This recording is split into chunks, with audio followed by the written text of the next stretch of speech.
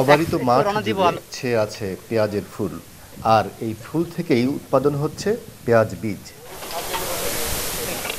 পেঁয়াজের সাদা কদম শুকিয়ে বের হয় কালো দানা বা বীজ, যা চড়া দামে বিক্রি হয় বাজারে। অগ্রহায়ণ মাসে শুরু হয় পেঁয়াজ বীজের চাষ, আর ফুল পরিপক্ক হয় চৈত্র মাসে। এরই মধ্যে পাকতে শুরু করেছে বীজ। উৎসবের খুশি হবে নগদে বেশি, কারণ ঘন্টায় ঘন্টায় আছে গিফট জেতার সুযোগ।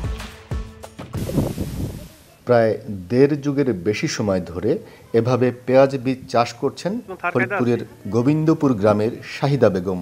দুই পাখির থেকে 100 একর পর্যন্ত আমি পর্যন্ত আসছি। প্রতি বছরে জমি বাড়ে, জমির উৎপাদন বাড়ে। সারা বাংলাদেশের যে চাহিদা, এই চাহিদা পূরণের লক্ষ্যে আমরা কাজ করি এবং উৎপাদন বাড়ানোর চেষ্টা করি। পেঁয়াজ বীজ চাষ করে কৃষি উদ্যোক্তা শাহিদা বেগম অর্জন করেছেন জাতীয় পর্যায়ের পুরস্কারও। তাকে দেখে জেলার প্রায় অর্ধশত কৃষক চাষ করছেন এই কালো সোনা। এই কাজটা করে আমরা মনে করেন যে আমাদের সংসার চলে, ফ্যামিলি ভালো থাকে। পেঁয়াজের বীজ এই যে ফুলটা ফুটছে, এখন করবে লাগছে পরাগায়ন। এই 50 জন লোক ধরেন আমাদের এই শাহিদা বেগম খাটায়।